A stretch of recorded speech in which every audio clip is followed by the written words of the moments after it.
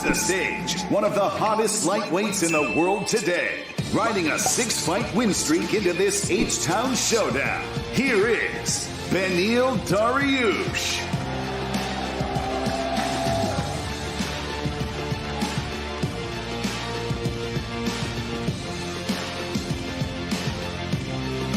He faces one of the most dynamic forces in the division, the unorthodox, unpredictable star who put together one of the most impressive win streaks in UFC history, spanning 6 years. Please welcome the former interim lightweight champion, Tony El Cucuy Ferguson.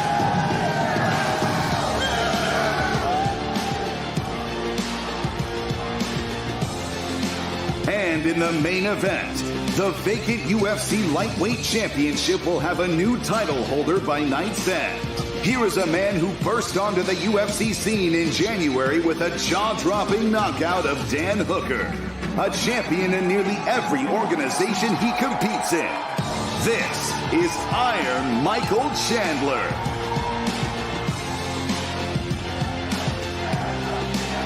His opponent, the best submissions artist in the game, author of some of the most memorable finishes in UFC history, and entering this fight scorching hot, riding an 8-fight win streak.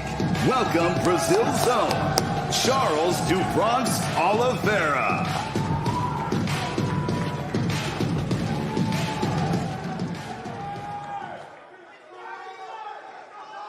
What's up, Houston? How are you guys? Thanks for coming out today. We appreciate it. It's good to be back. Thank you. What do you got, buddy? Start with you, Michael. I want to ask you, I mean, this is a crazy journey, right? Like 9 months ago, you're fighting for another organization. Now you're here for the UFC Undisputed title. So I just wonder what the feel is like. I mean, at this moment, does it still feel a little bit weird, or does it feel like this was my destiny all along? Man, it feels like, it feels like this is the way it was supposed to be scripted the entire time.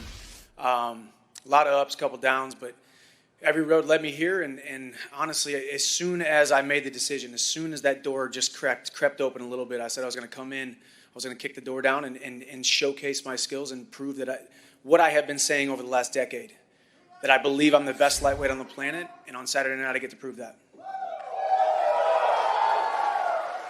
So obviously your resume speaks for itself and what you've done up to this point, but there are some people out there that say the guy doesn't deserve it. He spent 2.5 minutes in the UFC. Why is he fighting for a title? So what do you say? I mean, do you make the argument that, no, I absolutely 100% deserve it, or do you feel there's a little good fortune, maybe some luck, something like that helped out? These days, the word deserve is a hard one to quantify. I've been in this sport for over a decade. It could be 13 years in August. My resume does speak for itself. I have dismantled 2 former UFC champions. So I love my resume. I love my past. I love my ups and I love my downs. I think the show that I put on against Dan Hooker, doing in 2.5 minutes what Dustin Poirier couldn't do in 25, what Paul Felder couldn't do in 25 minutes, I believe that was indicative of getting this title shot, not to mention the fact that I came in right away, kicked down the door, said yes to every opportunity, showed up with my work boots on, just like my dad did as a union carpenter for the last 40 years. And I show up, I'm a working man, I'm going to say yes when you call. And one last thing for you, Michael. I mean, you mentioned fighting 2 former UFC champions. So I'm just curious, the matchup itself, when you look at it stylistically, where does Charles Oliveira rank in terms of dangerous opponents that you face? Is he the most dangerous opponent you face? I think you got to put him up there as probably the most dangerous opponent. Not just that. I don't look at the skills that Charles brings to the table. I don't look at the record. I don't look at the submission wins. I don't look at the records that he has right now. I look at the fact that he's had some lost streaks. I look at the fact that he's been in the UFC for almost as long as I've been fighting. He was just a young kid from Brazil with a glimmer in his eye, hoping to be a UFC champion one day. All of a sudden, he gets that opportunity, and you think I'm going to be able to take that away from him. So I know we're going to see the best Charles Oliveira on Saturday night. I expect that. The fans here in Houston, Texas, at the Toyota Center expect that, and we're going to put on a phenomenal show. Thanks, Michael. Appreciate it. Charles, I want to speak to you as well. A completely different path for you. As you said, 10 years in the UFC. So can you put into words what this moment means to you, this opportunity to finally fight for a UFC title? Charles, eu quero fazer essa pergunta para você. Um caminho completamente diferente do Chandler. Você está aqui há quase 10 anos. Como é que foi o caminho para chegar até aqui? São 11 anos, vai fazer 11 anos de história, né, dentro do UFC. Acertei, errei, aprendi. Estou muito feliz com a oportunidade que estou tendo hoje. It's been 11 years There were losses. I heard and I learned, and I'm really happy for this opportunity. Was there ever any moment along the way where you thought, I'm never going to fight for a title? I mean, I'm a great fighter, I've got a great record, but I'm just not going to be a UFC champion? Teve algum momento que você, sabendo que é um grande lutador, pensou que você jamais lutaria por esse título? Lógico que não, com certeza, isso nunca ia acontecer na minha cabeça. Eu entrei no UFC, como entrei, falei para fazer história, eu venho fazendo história dentro do Ultimate, eu sabia que é a minha oportunidade de chegar.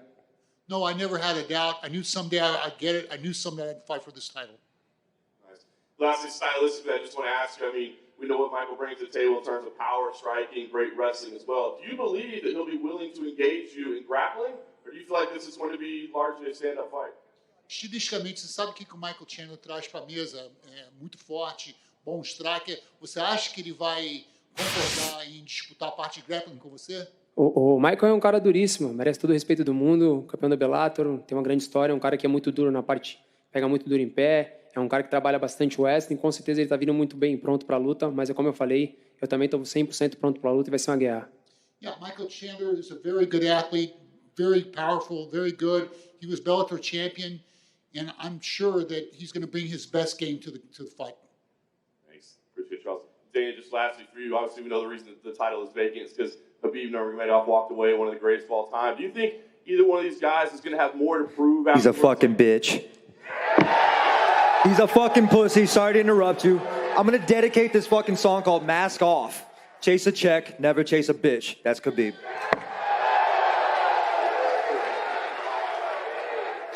What was the question? Tony, you can interrupt anytime. Do you think the winner here is going to have more to prove? Like, are people going to question their legitimacy as to whether they're the champion, or do you think on Saturday night one of these two guys will walk away and there'll be no doubt? Oh, the guy who wins on Saturday night is the champion. Habib left; he's not here, and you know, one of these guys will win, and one of these guys will start to defend the title. And just lastly, Dana, I'm curious. I mean, obviously, 4 incredible lightweights. Are you looking at the co-main event as a #1 contender fight? I don't ever do that. Listen, they're here too. This division is stacked. There's lots of good fights coming up in this division. We'll see how everything plays out on Saturday night. I mean, anything's possible. It's like people are, you know, you just said to him, people are saying that he's getting this too quickly. This guy's done everything that has been asked of him since he walked in the door. Timing is everything in life, and it has worked out for him to get this title shot on Saturday night, and we'll see what happens after Saturday. Yep. Tony, way in the back. Obviously, a lot in your last 2 fights leading up to those fights out of your control. Last-minute change of opponents before Justin, and obviously limited training before your fight against Charles. So, how is camp this fight week been leading into your fight? I'm a businessman. CSO stands for Chief Security Officer. I had to go back to the board, squash some numbers. We hit the bag. We put everything we could into this camp, and I had to resource myself to my old Ultimate Fighter coaches. I made contact with Brock. He said, do you understand what I was talking about, the difference between chicken shit and chicken salad? I said, absolutely. I talked to Coach Marty Morgan. He said, did you let him take you down on purpose? I said, no. And he said, why the fuck are you going to let anybody else take you down? I talked to Greg Nelson. He said the same kind of thing. And I talked to Coach Eric Paulson. Now, each one of these guys, they know me and they know exactly what I can come from. And I just honed in. And there's no words for this shit, man. Opera non verba. We're going to go out there and get this victory. And then I'll ask, how do you like the fans back here? Obviously, you're a big fan favorite right now. Absolutely. UFC 262. We're coming at you hard on the right fucking hook. Make sure you guys buy that shit ahead of time. Let's go. And question for Beneil. How's camp been ahead of this fight against Tony? That I know you said you are expecting the best, one of the most scary lightweights in the history. So how's camp been for you? Camp was amazing. Had one of the best camps ever. I'm looking forward to fighting Tony, and I think Tony needs to recognize that I'm in front of him. He needs to not worry about Habib right now. He needs to be worried about me. Hey, homie, I already know that you went to go help Justin Gaethje. You're a little bitch for going out there and helping him fight for the title. I didn't know you did that. You listened to Ali Abdelaziz and he fucking manipulated your ass. When the one thing asks you for help, I'm after you, you dude. offer your you look offer it, man. a hand. I have nothing against you. Listen, but seriously, my punches are gonna Justin fucking asked start for your help ass. and I helped I'm gonna knock you out. Listen, bud, if you had asked me help, I would I'll help knock you out, too. kid. But I don't care how many fucking Ultimate Fighter fucking people you have over there at UFC. I don't even know what that Kings means. MMA. Look at Kings MMA. You have how many UFC fighters training with you? It was the same thing on The Ultimate Fighter when they all went against me. You know what the fuck happened with that one? What? Basically, it says you can't bring anybody inside that octagon with you, kid. You think you fucking know me, you want to do spinning shit and everything else like that. You think I'm unorthodox. Kid, I'm going to hit you so fucking hard. That's it. I love it, Tony. I love it. I want to see it. I want to see every bit of it. I slam hope you, you bro. show up. I'm gonna fucking I hope you slam you. show up like you say I'm gonna you slam will. you. I'm gonna I'll slam be you. there, bud. I'll be there slam for you. everything. I'm going to slam you. I'm going to slam you. I'm going to slam you like I did my student. I broke his fucking rib. Well, that's a dick move, bud. Why would you do that to your own student? Because he made me do it. Question for Michael in the back. Who has the next question? Go ahead. One more for Michael. Historically, you've done very well against high-level Brazilian Jiu-Jitsu black belts. That being said, Charles probably might be the most dangerous in the lightweight division right now. So how does his grappling compare to your opponents in the past? I think Charles is probably the most dangerous guy in the grappling department that I have faced. However, I haven't faced some very high-level competition when it comes to black belts. And my style is more pressure, position, and damage. My wrestling even the way I wrestled in college, transitioning into mixed martial arts, it's more of an anti-jiu-jitsu than it is an actual wrestling offense. You're going to feel my presence, you're going to feel my pressure, and you're going to feel my power when we're on the ground, when we're on the feet. So I think I'm going to thwart every attack. I think I'm going to make him second-guess himself in every single exchange, whether we're on the feet or we're on the ground, and that's where we're going. I'm going to get my hand raised on Saturday night. Another question for Michael. Getting the title shot this early into a UFC career, does that validate the decision to come over when you did? 1,000%. So I think it validates everything. There was a couple sleepless nights there where I wonder if I was making the right decision when I tested free agency. But it has paid off in droves, and here we go. We're about to win a title. And for Beneil, I was curious, were you expecting that sort of reception from Tony? Say that again? Were you expecting that sort of reception from Tony? Honestly, I wasn't even sure what I was going to get from Tony, but I'm glad I got it. Me too, buddy. The fight's with you. It's not with anybody else. I appreciate it, bud. Let's go. Buddy. Tony, you say the fight's with Beneil, but not anybody else. But what will it be like to finally fight with the fans around you? It was exciting when there was nothing there, and it was exciting when there's something here. When we go out there, it doesn't really matter. Everything disappears, and it's like tunnel vision. It's exactly what it is. We go out there and we give our best. It's going to be a gentleman fight. We're going to go out there and we're going to give you fans exactly what you fucking earn, which is a good, hard fight. You got these two gentlemen who are fighting for a vacant title, who I had 12 fights in a row, and I fought for a title, but then I got stripped, right? The other day, one of the cameramen tripped over a fucking cord when I was giving an interview, and it was actually not funny. The funny thing is God never puts enough on our plate that we can't handle. And last year, I put so much on my damn plate that he fucking fixed me up for this year, and 2021's my bitch.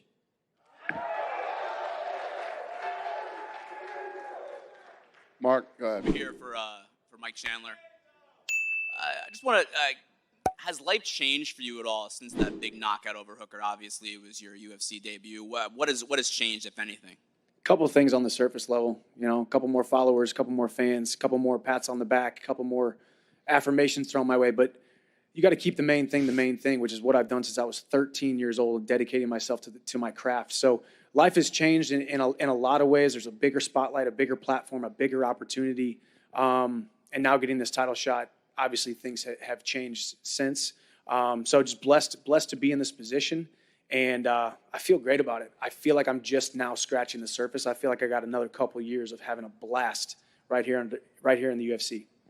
Does any part of you make you regret, like, maybe not coming over to the UFC sooner? No, it's a great question because, 2 years ago, 4 years ago, and I told Dana this when we had that conversation. I said 2 years ago, 4 years ago, I wouldn't have been the man, the competitor, the champion that you deserve to have under your banner. I wouldn't have been that man. Now I am that man. Now I am that guy. And I think that performance at UFC 257 proved that. I think the way that I've handled everything thus far has proved that. And at this point, as I said, I feel like I'm still just scratching the surface. And I think timing is everything in life, and the doors stay closed for the right amount of time until they're ready to be opened. And that door opened at the exact right time. and under the perfect circumstances. And you talk about this title shot. I'm just a beneficiary of some interesting circumstances with Khabib retiring, Poirier and Conor having their trilogy. So he could not handle or could not have scripted it any better. It's perfect. Thanks. You fucking dodged me too, Chandler. Hey, that's not true. You're a bitch. Hey. Every fucking person out here except for this guy right here that's sitting next to me. Hey, that's not true. I'm gonna be real, man. Tony. The other side, those are the other losers. We're coming over here to this side's victory table. You could have fought me January 23rd, and I would have done the same thing to you. Hey, man, you fucking said no, man. I'm gonna be real. You got this shit handed to you. You got Dana White privilege. Tony. Thanks, Dana. It's all love, baby. Goodness. Check this shit out. Dana was right. He said timing is everything. Like I said, it wasn't meant for me to have the title, man. I would have gave everybody a chance, right? Fucking awesome. No, absolutely fucking not. These guys are going to try to keep the title away from me as much as they can. I'm Mexican. It doesn't matter if you're colored up here or not. But I'm made with American parts, too, so let's fucking go. Do you have another question? Yeah, of course. Charles, so many Brazilian fighters, especially the elite ones, a lot of them come to the United States. They do their training camps in the U.S. You stay in Brazil. You stay in Brazil for your whole training camp. Why is that? Why is that important to you? Charles, tantos lutadores brasileiros vêm para os Estados Unidos e treinam aqui, mas você escolheu ficar no Brasil e treinar lá. Por quê? Você tem que treinar onde se sente bem. Vários vieram para cá e se sentiram bem em ficar aqui. Eu já vim, mas eu me sinto bem treinando no Brasil com a minha família, perto da minha equipe. Cada um tem a sua escolha. Yeah, you need to train where you feel good. A lot of Brazilians come here, they feel good. I've tried, I didn't feel good. I feel good near my family. I feel good in Brazil training with my team. Thanks, Charles. And for Tony, someone asked Beneil about the reception you've gotten in Houston. It seems like this is El Cucuy country. Are you surprised by the reception you've gotten here? No, I was off for a year and a half. I had an injury that was for my arm on an arm break. Year and a half set me back. When I came back here and I fought in Houston against Mike Rio, I finished him. I got lots of love here. I remember when Travis Brown, I think it was Travis Brown, he said, Dana, I know we're here for the performance bonus meeting, and he says, everything's bigger in Texas, Dana, right? Right, remember that? And he said, how about a bigger bonus? So I'm going to ask you, Dana, since we're here like last time, can we get a bigger bonus this time? If we go out there and get a fucking bigger fight? Can we get it? Can you dig it? Let's get it.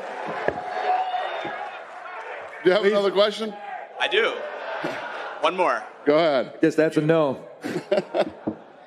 For Dana, I asked Mike Chandler if he had any regrets about maybe not coming to the UFC sooner. Do you kind of wish that you had Mike Chandler before now? I agree with him. I think that everything has worked out perfectly for him. No. Yes, if it would have been great, but it's all worked out great for him. It literally has been perfect for him since he's been here. And then just one more. Charles Oliveira has been in the UFC since 2010. He was really young when he started. Did you always knew he was capable of this elite level in the lightweight division? Well, the guy's been on a tear forever.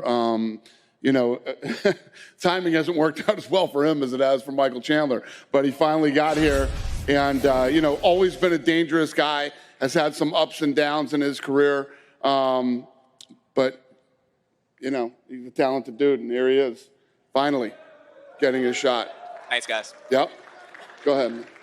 Mike, will getting that belt on Saturday night be the validation of your career? We know you've been top 5, but it was like, yeah, he's not doing it in the UFC. So have you envisioned Dana putting that belt on you, and would that be the validation to let, I told you, MFers? Yeah. I mean, I've really kind of thought about that a lot because there has been a lot of swallowing of my pride, a lot of humbling myself, and a lot of interactions when I've been around my UFC friends over the years. But no, I think this isn't about proving those people wrong.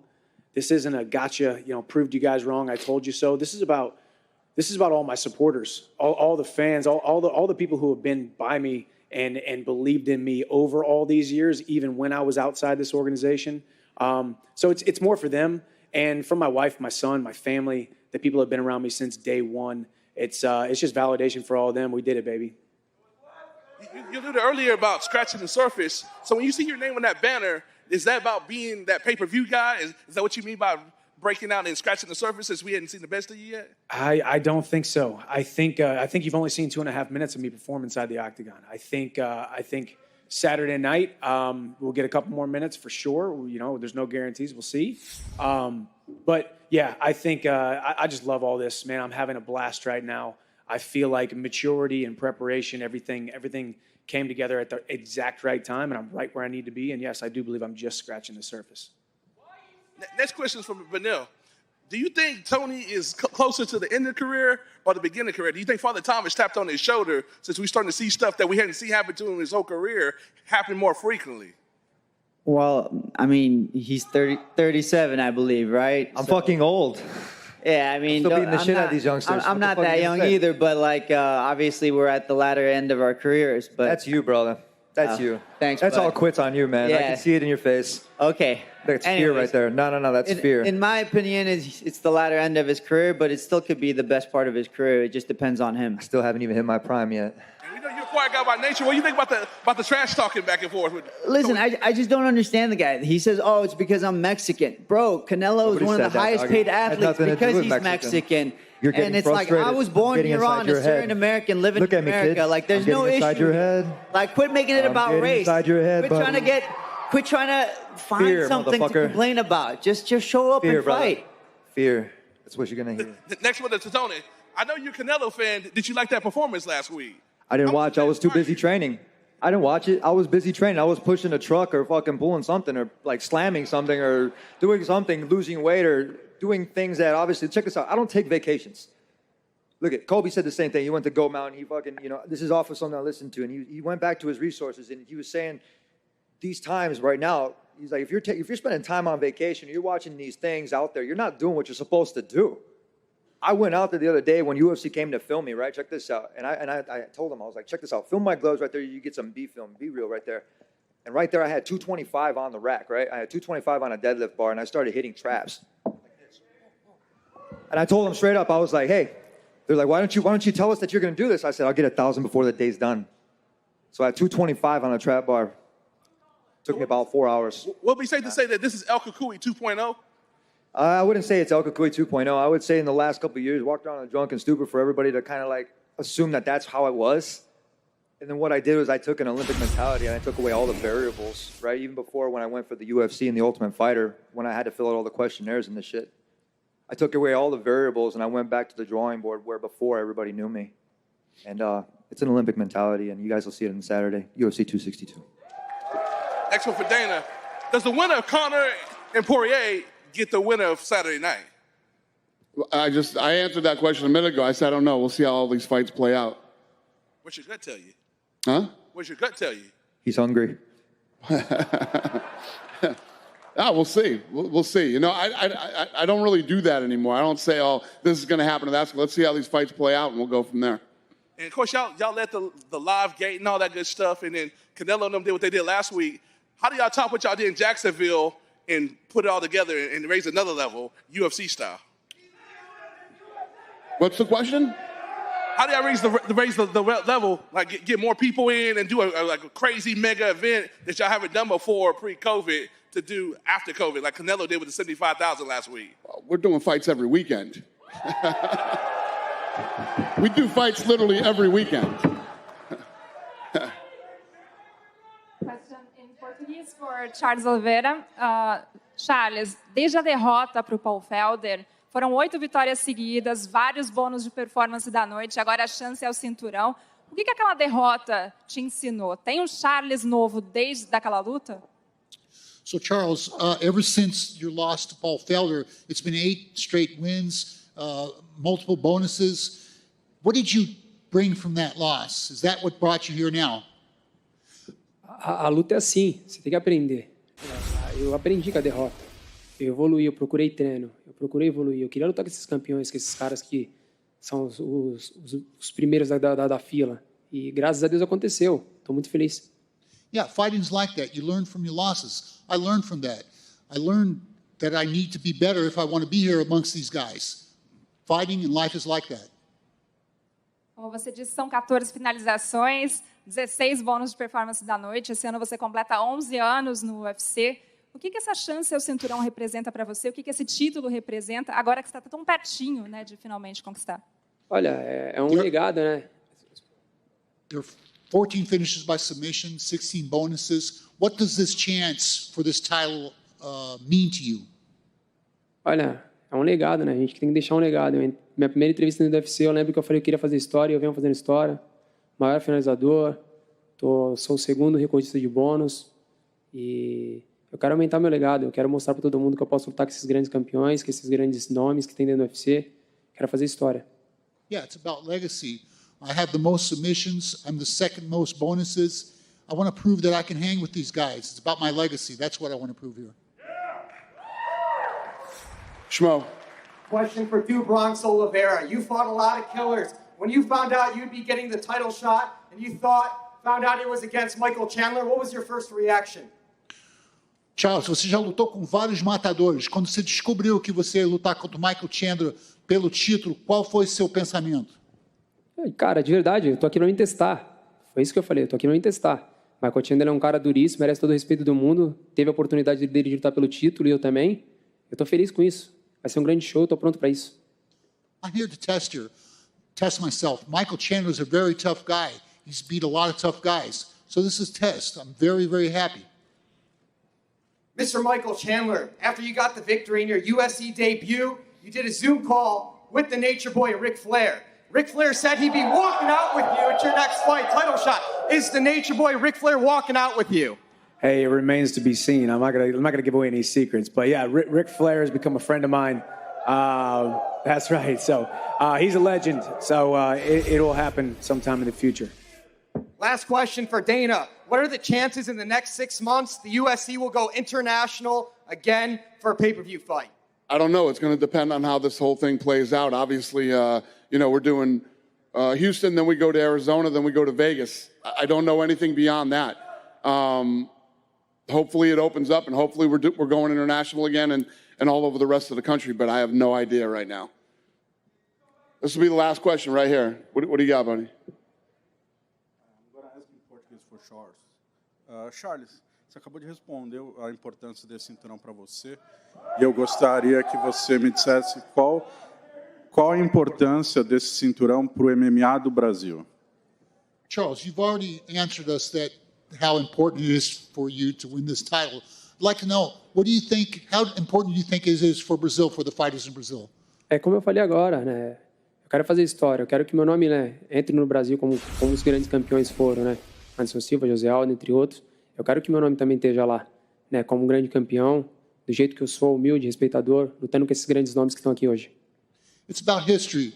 You know, I want to be like all the other great champions from Brazil, like Anderson, like José Aldo, with my humility, with my attitude. It's about history. Cinturão em jogo, os pay-per-view, o retorno do público, muita coisa em jogo para você nessa noite de sábado. Como foi para você lidar com toda essa mudança durante a semana? O que mudou? Muita pressão, muita entrevista? The belt, the title, pay-per-view, second fight with the public after the pandemic. What does this all mean to you? How much did it influence you during this week? Cara, de verdade, estou curtindo meu momento, estou aproveitando meu momento. Eu lutei com grandes nomes, né? Eu já cheguei a lutar com grandes nomes, são 8 vitórias seguidas, né? Então, eu estou tranquilo da minha luta, eu estou tranquilo com tudo que vem acontecendo. É a volta ao público, vai ser show de bola, a gente vai estar todo mundo lá para dar um grande show para todos vocês. O card está perfeito, o UFC 262 vai ser perfeito. Truly, I'm coming off 8 straight wins, against tough guys. It's going to be great. I was ready for it. I'm ready for it. It's going to be beautiful. Minha última pergunta. O que eu queria saber de verdade, Charles, é toda essa, enfim, a sua evolução nos últimos anos, são 11 anos. Qual mensagem você deixaria? Por que foi possível para você chegar a esse ponto depois de 11 anos? Qual foi a chave? Qual foi o grande aprendizado? Primeiro, fé. After 11 years with all this evolution, what was the key to get you here? How did you surpass all these difficulties? Primeiro, fé. Você acreditar em Deus. Depois, a minha filha, minha família. A todos os fãs que acreditam em mim. A todas as lutas que eu fiz. Ao meu time. Sou muito grato ao meu time, essas pessoas que estão na minha frente. Eu tenho orgulho de representar o Macaco Gold Team, futebol com o Diego Lima. E está crescendo cada vez mais. It's about faith. First of all, in God. It's about my family, about my team, about the people in front of me, about the fans. That's what motivates me. We're going to pull this stuff out of here and square these guys off for some photo ops. Thank you, Houston. We appreciate you.